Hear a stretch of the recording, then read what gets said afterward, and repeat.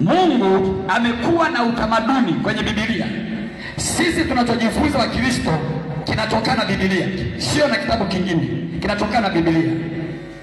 Biblia inatuambia Mungu alimtoa Ibrahimu nje kwenye ndoto, akamwonyesha nyota za mbinguni, akamwambia kama nyota zilivyo ndivyo uzao wako utakuwa mwingi katika dunia, na kama mchanga wa bahari na kama vumbi ya nchi. Ndoto hiyo Mungu alimletea Ibrahimu, ndivyo alivyokuja kutenda. Mungu akamwambia Ibrahimu katika ndoto, uzao wako watakwenda utumwani kwa miaka 400. Ndivyo ndoto ilivyotimia. Wana wa Israeli wakaenda utumwani kupitia Yusufu. Yusufu akaota ndoto, ndugu zake wanamwinamia. Yusufu baadaye akauzwa na ndugu zake, akapelekwa utumwani Misri, akaingia kwa Potifa, baadaye akaenda gerezani.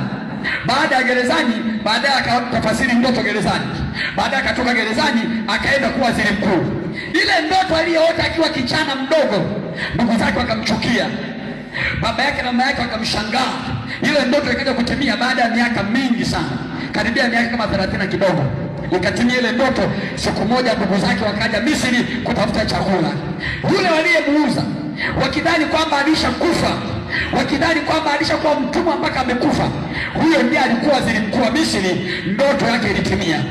Ndoto yake ilitimia. Alichoota nyota za mbinguni na mwezi zikimwinamia kilitimia. Siku moja baba yake akaletwa Misri. Utaratibu wa kiutawala, hata kama ni mwanao, ukifika mbele ya mfalme lazima uiname. Yusufu aliinamiwa na baba yake na familia yao na mama yake kama alivyoota mwezi na nyota 12. Baba yake akamwambia, hii ndoto ya namna gani uliyoota? Ina maana mimi na mama yako na ndugu zako tutakuinamia, tutakutumikia wewe. Hayo mambo yalikuja kutimia. Hii haina mashaka kwamba ndoto unayoota ina majibu sahihi. Ndio maana shetani naye anapotaka kuharibu maisha ya mtu anakuja ndotoni, anakuletea wachawi ndotoni. Unamuona mtu amekukalia, kumbe amekalia uhai wako. Kuna mtu unasema, mchungaji, wanaota kuna limama linene linakuja linanikalia, naanza kuhema kwa shida, nahangaika mpaka natoka kwenye ndoto na kuwa na hema kwa shida. Shetani ameleta kitu kinacholeta uharibifu kwenye afya yako.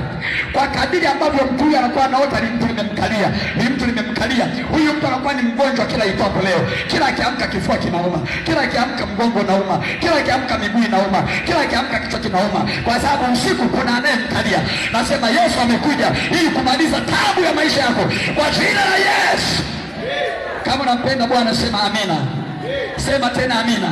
Ni muhimu sana mpendwa, usipuuze ndoto unayoota. Muhimu sana, kwa maana ndoto ni njia Mungu anayotumia kukuonyesha maisha yako yanavyokwenda.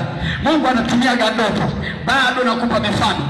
Mamajusi wa mashariki walipoiona nyota, hawa walikuwa ni wachawi, wanaitwa magician, walikuwa ni wachawi, magic, walikuwa ni wachawi. Wakaangalia kwenye ulimwengu wa roho, wakaona mtoto amezaliwa, mtoto wa ajabu, wakaitamani nyota yake waichukue. Kumbe kuna watu wanazaliwa nyota zao zinaonekana na wachawi, alafu wanazichukua bado ni wadogo.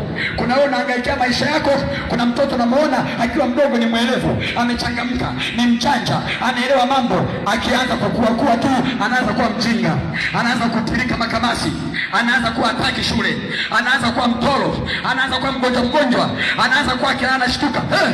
Kwa nini? Wachawi wameshakuja, wameiona nyota yake ni nzuri, wamebeba nyota ile, wameficha kwenye ulimwengu wa roho, wamefanyia biashara. Lakini kwa kusudi hili Yesu anawakilisha watoto wote, kwamba kila mtoto anayezaliwa akafichwa miguuni kwa Yesu, hakika nyota yake haitachukuliwa na wachawi, haitaharibiwa na wachawi, haitaondoa na wachawi, italindwa kwa nguvu za Mungu kwa njia ya msalaba wa Yesu. Kama unampenda Yesu, piga kelele useme amen.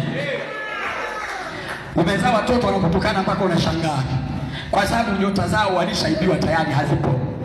Kuzimu ilishachukua nyota, wachawi washachukua nyota, umebaki na makopo, kwa sababu mwanadamu kwa kweli lazima awe na nyota.